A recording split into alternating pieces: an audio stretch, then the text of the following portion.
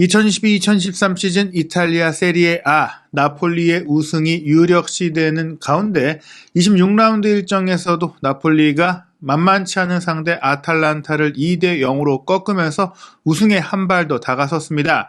이제 자력 우승까지 6승만 더 추가하면 되는 상황인데요. 물론 지난 시즌 우승팀인 AC밀란이 26라운드 경기를 치르지 않았지만 이긴다고 하더라도 승점 50점, 즉 현재 2위인 인테르와 같은 승점을 얻을 수밖에 없고 그럴 경우에도 승점 차이가 18점으로 벌어집니다. 남은 경기에서 인테르나 AC밀란이나 다 이긴다고 하더라도 최대로 얻을 수 있는 승점이 86점인데요. 나폴리가 6승만 거두면 이 점수를 도달할 수 있기 때문에 조기 우승이 가능한 상황입니다. 특히 인테르 같은 경우에는 26라운드에 스페치아에 2대1로 패배하는 일격을 당하면서 우승의 꿈이 더 멀어지게 됐는데요. 하지만 이번 경기 나폴리에 아쉬운 소식이 있었어요. 바로 수비의 핵심인 철기둥 김민재 선수가 부상으로 쓰러졌기 때문입니다. 김민재 선수의 부상 상황 어떤지, 대체 경기에서 어떤 일이 벌어진 것인지, 그리고 이날 경기 득점 어떻게 나왔는지, 그리고 현지 반응과 평가 어떤지 총정리해 드리겠습니다. 우선 이날 경기 쉽게 풀리진 않았어요. 전반적으로 나폴리가 경기를 주도하고 우세했던 것은 맞지만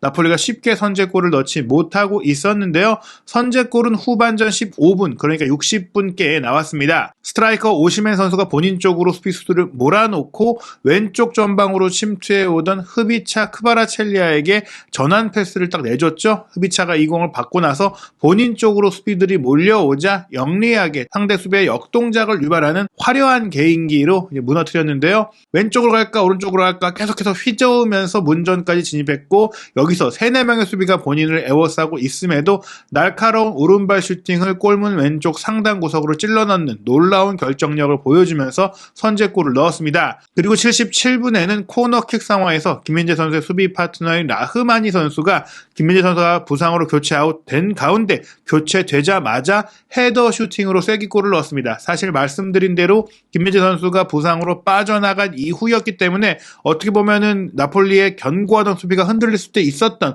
우려가 되는 상태에서 이렇게 세트피스로 골이 나왔기 때문에 나폴리가 쐐기골을 넣을 수 있는 상황이었는데요. 말씀드린 대로 77분에 라흐마니의 추가골이 나왔는데 김민재 선수는 선발 출전에서 맹활약을 하다가 76분에 부상 때문에 교체 아웃됐어요. 지금 이 사진을 보시면 아시겠지만 김민재 선수가 굉장히 고통스러워하고 또 체력적으로도 힘들어 보이는 모습들이 있었는데 상대의 장신 공격수, 거물 공격수라고 할 수 있는 두반 사파타와 이제 엉키고 덮치는 상태가 되면서 근육에 통증이 있었습니다. 게다가 이 통증 상황뿐 아니라 계속해서 김민재 선수가 모든 경기를 선발 출전하고 거의 풀타임에 가깝게 시즌을 치르다 보니까 전반기 때도 2022 카타르 월드컵 참가를 앞둔 시점에 무리하게 좀 뛰다가 종아리 근육에 문제가 생겼고 이로 인해 월드컵 기간 중에도 사실은 포르투갈과의 경기를 뛰지 못하는 상황이 될 정도로 굉장히 이제 몸 상태가 안 좋았던 김민재 선수죠. 그리고 나서 사실 잠깐의 겨울 식기 동안 몸을 좀 끌어올렸고 특히 후반기 들어서는 어느 정도 조금은 로테이션도 가동이 되면서 김민재 선수가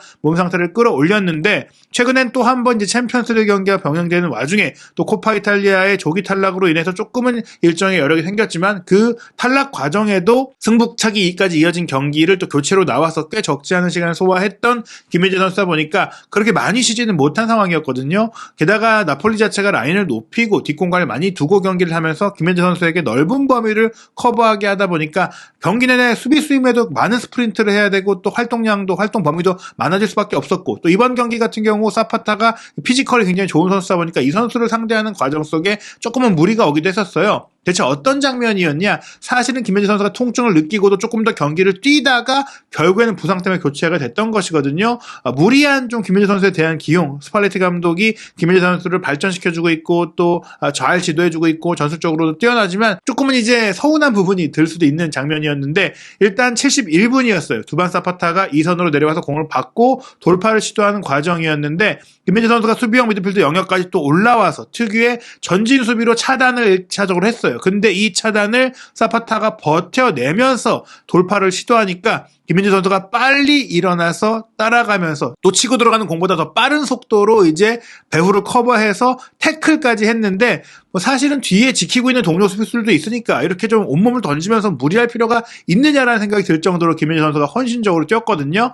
페널티 에어리어 진입 전에, 그러니까 위험 상황이 되기 전에 김민재 선수가 태클로 결국에는 사파타의 재차 돌파 시도를 저지했는데요. 이 장면에서 사파타가 김민재 선수 위쪽으로 엉켜 넘어지면서 부상이 생긴 것입니다. 김민재 선수의 오른쪽 허벅지 쪽에 통증이 생긴 것인데 이때 김민재 선수가 태클 이후 다시 또 빨리 일어서려고 하다가 통증이 딱 있으니까 멈췄어요. 그리고 이제 누워서 한동안 가쁜 숨을 몰아쉬게 되는데 팀 닥터가 들어와서 처치를 하는 과정을 보니까 뭐 실제로 이 장면 같은 경우 오른쪽 장단지 근육에 문제가 생긴 것이라고 알려졌지만 왼쪽 허벅지에도 정말 선명하게 상대의 스터디에 긁힌 자국이 보일 정도로 경기 내내 얼마나 김민재 선수가 전투적으로 경기에 임했는지를 좀 볼 수 있는 그런 장면들이 나왔거든요. 사실 이 장면, 이 처치 직후에 김민재 선수는 한 5분 정도 경기를 더 뛰었습니다. 그런데 뛰다가 다른 또 경합 상황에서 결국에는 본인의 근육에 무리가 느껴졌고 더 뛰기가 어렵다. 정상으로 경기 소화하기 어렵다라는 판정이 나왔고 또 한 번 팀 닥터가 들어와서 체크해보더니 교체해줘야 된다는 사인을 보냈습니다. 그래서 결국에는 76분에 김민재 선수가 교체돼서 내려오면서 브라질 수비수인 주앙 제주스가 투입되게 됐는데요. 이때 이제 이탈리아 현지 중계 카메라가 어두운 표정으로 경기장에서 빠져나가는 김민재 선수를 보여주고 아우렐리오 데 라우렌티스 나폴리 구단주, 나폴리 회장이 이제 경기를 근심 어린 표정으로 지켜보는 걸 잡아줬습니다. 김민재 선수의 중요성, 김민재 선수의 부상이 얼마나 나폴리의 향후 일정에 큰 타격인지 아무리 리그 우승 가능성이 높고 확실시 된다고 하더라도 김민재 선수가 있고 없고에 따라서 나폴리의 수비는 크게 흔들리거든요. 실제로 김민재 선수가 부상으로 뛰지 못했던 나폴리의 월드컵 휴식 기간 동안의 친선 경기에서 나폴리는 무실점 경기를 한 번도 하지 못했고 심지어 패배까지 당하면서 김민재 선수가 없을 때 분명히 팀 경고성이 떨어진다는 걸 보여줬고 특히 나폴리 같은 경우에는 세리에 A 우승도 우승이지만 챔피언스리그 사상 첫 8강 진출 내지 4강 또 우승까지도 기대를 하고 있는 상황인데 김민재 선수가 만약에 부상으로 조금이나마 뛰지 못한다면 그 일정에 무리가 생길 수 있고 당장 또 주중 경기로 예정된 프랑크푸르트와의 챔피언스리그 16강 2차전까지도 유리한 상황임에도 불구하고 뒤집기를 당할 수 있다는 우려가 생기지 않겠느냐 이렇게 볼 수 있는 그런 상황이에요. 그러다 보니까 김민재 선수가 이제 교체로 내려올 때 스팔레티 감독이 다가와서 다른 선수들보다도 더 뜨거운 애정과 좀 우려하는 또 위로하는 그런 이제 포옹을 하는 모습이 포착되기도 했는데요.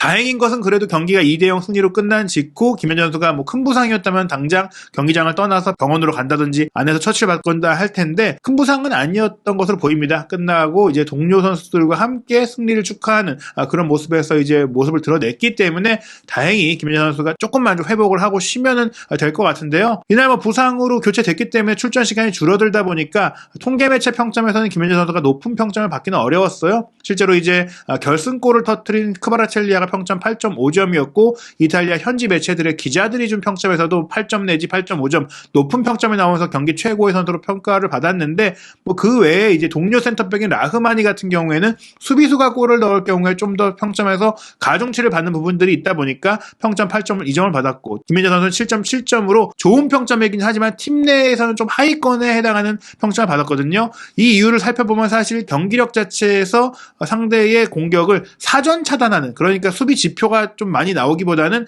예측 수비를 잘하다 보니까 이게 좀 기록으로 표현되기가 어려운 부분들이 좀 있었다고 봐야 할 것 같습니다. 76분 동안 뛰면서 그래도 김민재 선수가 놀라운 기록 하나를 만들었는데 바로 패스 성공률이 98%에 달했다는 것입니다. 44회의 패스는 평소보다는 많은 수치가 아니라고도 볼 수 있겠지만 그중에 딱 하나밖에 미스가 없었고 그러면서 또 7개가 공격 진영으로 연결됐고 롱볼도 2개를 모두 정확하게 연결을 하면서 패스, 후방 빌드업에 있어서는 거의 완벽에 가까운 경기를 했는데요. 다만 두 차례의 태클 시도가 모두 실패로 돌아가면서 평점에서 마이너스 요인이 됐고 또 경합 승률도 김민재 선수가 굉장히 높은 편인데 4번밖에 경합을 안 했고 2번만 성공하면서 2번의 실패가 나오면서 승률이 50%로 조금 평소보다 낮았어요. 그리고 공중볼도 3개 중에 하나만 따내면서 승률이 33%로 평소보다는 조금 낮았는데 이게 사실 말씀드린 대로 사전 차단 수비가 많았기 때문에 기록적으로 드러나지 않았던 것이다. 볼 리커버리 8개에 가로채기 4개, 헤더 걷어내기 4개, 그리고 그냥 걷어내기 5개 등 분명 수비적으로 좋은 기록들도 있었지만 평소보다는 조금 기록이 실제 경기력을 반영하지 못한 부분들, 그리고 부상으로 교체됐던 부분들, 이런 부분들 때문에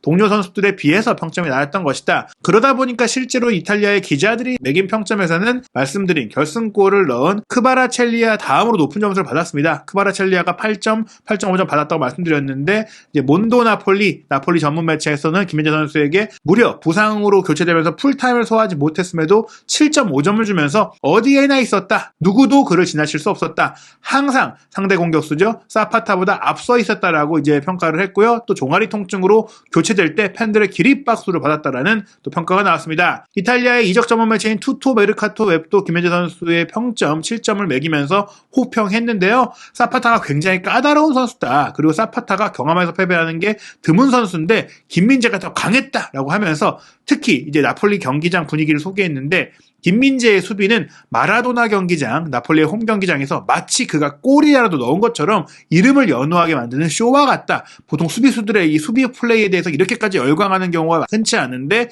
김민재 선수는 수비 플레이로도 킴을 연호하게 만드는 엄청난 수비력을, 화려한 수비력을 갖고 있다고 하면서 그는 나폴리 페널티 에어리어의 왕이다라는 표현까지 나왔습니다. 또 다른 나폴리 매체들의 평점도 마찬가지인데요. 칼초 나폴리 24도 김민재 선수에게 평점 7점을 주면서 즉각적 빠른 보디 체크로 아탈란타의 주전 공격수죠. 최근에 좋은 평가를 받고 있는 덴마크 대표 공격수, 덴마크의 혼란이라고 부르는 이 헤이룬에게 이 경기가 어떻게 될지를 시작부터 이해하게 만들었다. 너 나한테 안 돼. 너 나 못 들어. 이걸 알려줬다는 것이고, 헤이룬의 모든 플레이를 예측하다 보니까 이 아탈란타의 가스페리니 감독이 전반전이 끝나자마자 헤이룬을 교체하게 만들었다라고 했고요. 또 사파타의 공격도 무력화했는데 다만 오른쪽 장단지의 작은 부상으로 인해 교체됐다라고 소개를 했습니다. 칼초 나폴리 1926은 평점 7.5점으로 팀 내 두 번째로 높은 평점을 주면서 리커버리와 차단 모두 인상적이었다. 특히 장신 공격수, 몸이 큰, 피지컬이 큰 사파타를 상대로 결코 물러서지 않았다라고 하면서 자연스럽게 예측하고 처리했다라는 호평을 했는데요. 부상이라는 변수가 생기긴 했지만 큰 부상이 아닌 것 같고, 여전히 김민재 선수 이탈리아 세리에 A 올 시즌 돌풍의 팀인 아탈란타의 공격진, 또 공격 축구를 확실하게 차단하는 그런 플레이로 또 한 번 찬사를 받았습니다. 중요한 것은 나폴리가 챔피언스리그 8강 진출을 확실하게 결정지어야 한다는 것인데요. 프랑크푸르트 원정에서 2대0으로 승리하고 왔기 때문에 사실 3월 16일 목요일 새벽 5시에 킥오프할 홈에서의 챔피언스리그 16강 2차전 경기, 혹시라도 김민재 선수가 없어도 나폴리가 충분히 그래도 최소한 무승부를 거둬내지 않을까 싶은데, 김민재 선수가 이 부상 이후 어느 정도 회복세를 보이면서 또 프랑크푸르트와의 경기는 뛸 수 있을지 여부 체크해서 저희가 확인되는 대로 알려드릴 예정이고요.